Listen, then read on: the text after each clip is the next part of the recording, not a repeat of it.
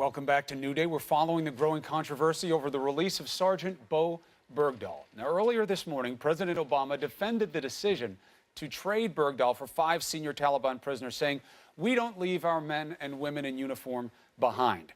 Critics of that decision, like our next guest, worry that this trade could put the lives of American servicemen at risk in the future. Joining us now is Senator John McCAIN. Senator, people may not know, and if they do know, I will remind them, you know all too well what it is to be a POW. You were one yourself for over 5 years. And as we always have, we thank you for your service and commitment to this country before we even begin the discussion. Thank you, Chris. Now, specifically to the current situation, I noticed that you tweeted or retweeted Jake Tapper's article about the speculation of circumstances surrounding Bergdahl's departure, that maybe he left of his own free will. Do you believe he deserted? And even if he deserted, does that matter in terms of efforts to save him? Those are both excellent questions, Chris. There's overwhelming evidence and testimony coming forward that Sergeant Bergdahl left of his own free will, and that will be the subject of investigation. That does not mean he shouldn't have been brought home.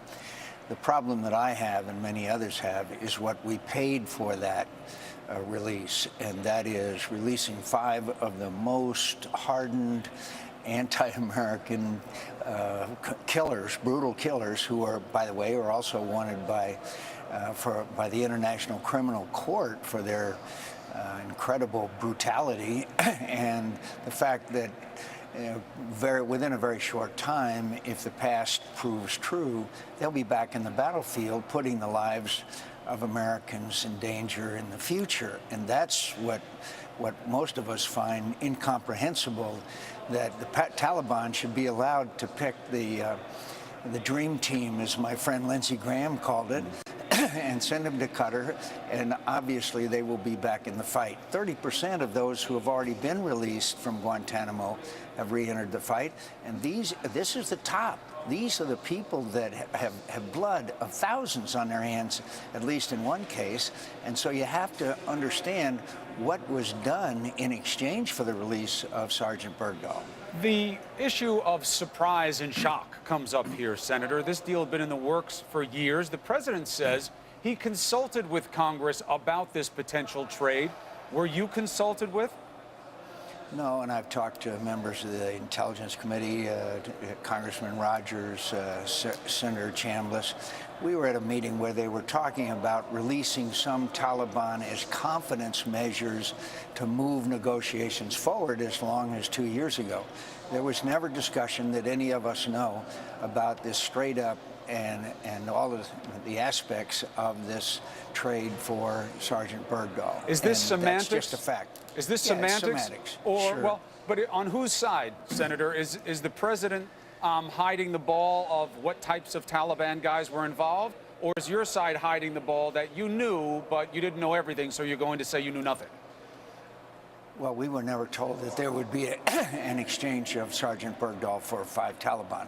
We were told they were considering, and we steadfastly, both Republican and Democrats, rejected the notion that they were going to release some of these Taliban in exchange for, quote, confidence-building measures so that negotiations could continue. What we were briefed on was an entirely different scenario from the one that took place. Look, I'm not one who believes that Congress should bind the hands of the president, particularly as commander-in-chief. That's not my problem.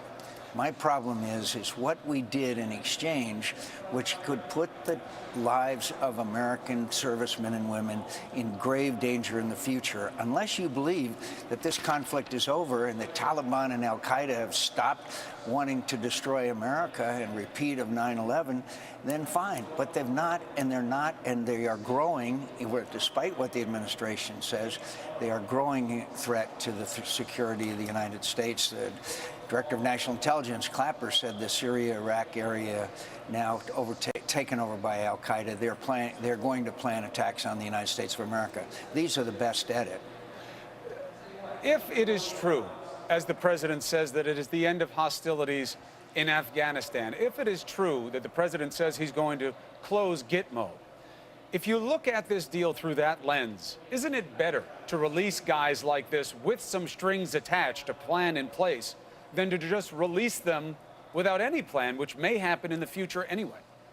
Well, it was never planned to release them. They were judged time after time as too high a risk to be returned. The plan, which we've been seeking, is to move them to the United States of America. I've always favored closing Guantanamo because the image that it has to people throughout the world. But the plan is, and what we're trying to implement, at least at some point, is moving these hardcore, high-risk people to too great a risk to be released to facilities in the United States of America. All right. Now, the issue of the 30-day law, you are not making that an issue. As you've said, you don't want to bind the hands of the president. That's for other Republicans to make that argument. Let's skip that, though. And I want to get to something else that is urgent, that does concern you, that does go to what we knew when. The situation with the VA. There is no question of your commitment to the troops. That's not what this is about. However, your home state, front and center, with bad abuses for as long or longer than any others. Did you know, and why was it allowed to go on so long?